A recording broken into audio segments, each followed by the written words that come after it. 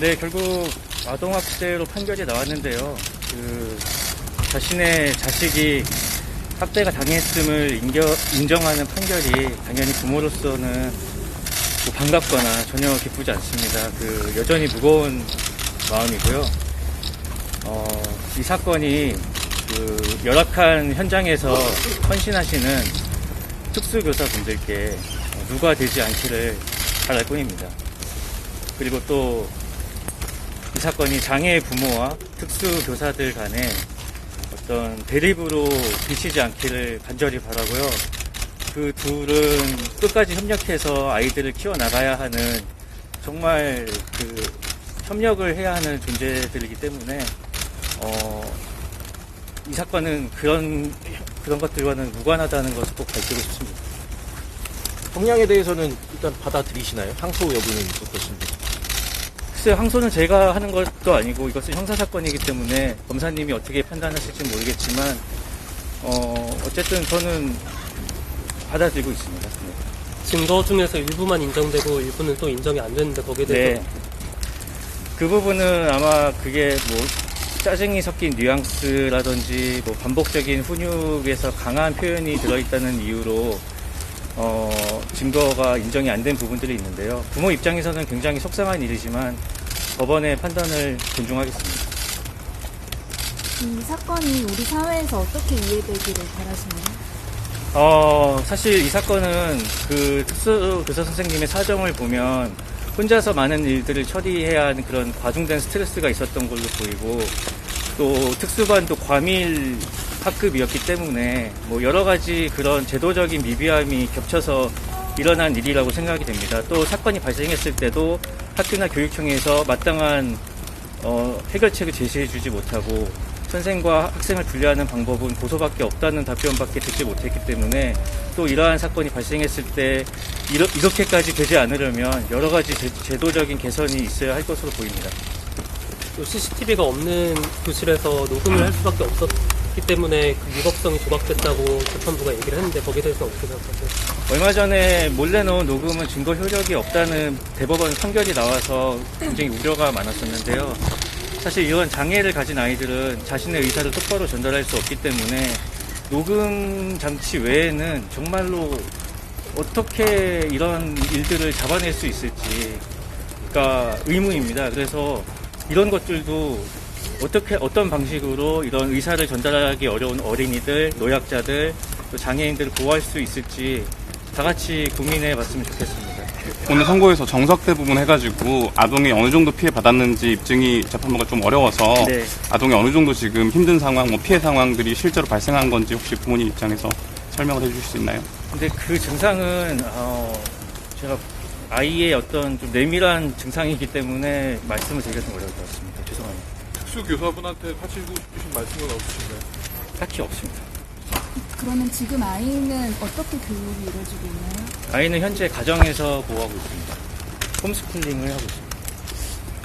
오늘 밤에 방송에서 밝히실 내용은 좀 어떤 내용으로 좀 준비하고 있나요? 오늘 방송은 사실 지난 6개월 동안 제가 언론 인터뷰를 전혀 하지 않고 그냥 재판에만 집중을 하고 있었는데요.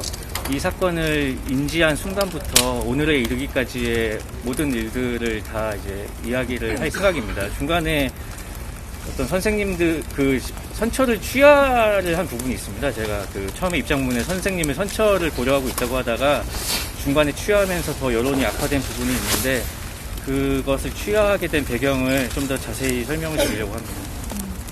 아이를 다시 학교에 보내실 의향이 있으신가요? 만약 있으시다면 학교를 다시 보내는 데 있어서 가장 큰 어려움은 어떤 부분인가요?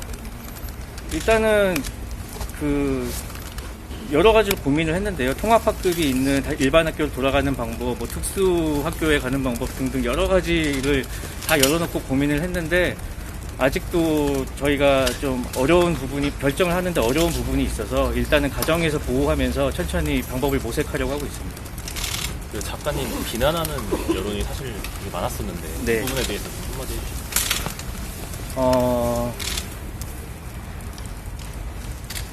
그게 이제 저희 부부가 어떤 굉장히 애정으로 아이의 문제 행동을 감싸온 헌신적인 특수교사의 어떤 밥줄을 끄는 그런 것으로 이제 비추어져서 굉장히 많은 비난을 받았는데요.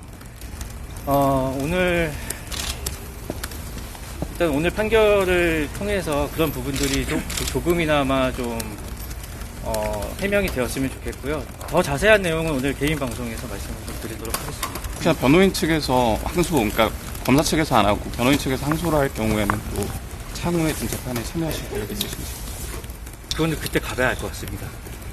역고소도 당하셨다고 전해 들었었는데 어떻게 대응하실지. 역고소는 아니고요. 그 유재현 교수라는 분께서 국민신문고에 가정에서의 아동 학대가 의심이 된다면서 이제 고발을 하신 건데 그분은 예전부터 좀 허황된 주장을 하시던 분이라 법적인 조치를 지금 취할 생각입니다.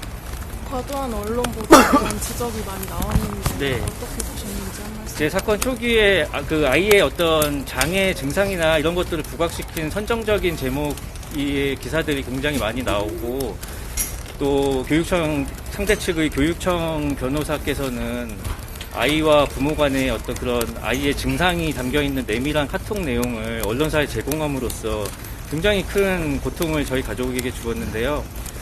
그로 인해서 그 여러 개의 언론사들이 어떤 경고나 주의 조치를 받은 것으로 알고 있습니다. 그래서 앞으로는 장애 사건을 다룰 때 좀 더 세심한 그런 손길로 봐주셨으면 좋겠습니다.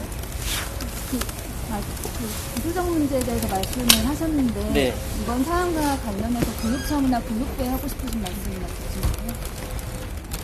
일단은 뭐 아까 보신 분도 있으시겠지만 아직도 그 사건이 벌어졌던 특수학급에 선생님이 아직도 제대로 그 배치가 안 돼서 15개월째 17번이 바뀌었다는 이야기도 있고 아직도 그 학교 학생들이 많이 고통을 받고 있어요. 그래서 정말 책임감이 있으시다면 그 문제를 좀 해결을 해주셨으면 좋겠습니다. 본업 작가로서 활동 계획이나 이런 것도 있으신가요? 활동 계획은 뭐 아직 생각하고 있지 않습니다. 그 정도로 하고 그러면 오늘 저녁에 9시에 개인 방송에서 좀 더 자세한 내용 말씀드리도록 하겠습니다. 감사합니다.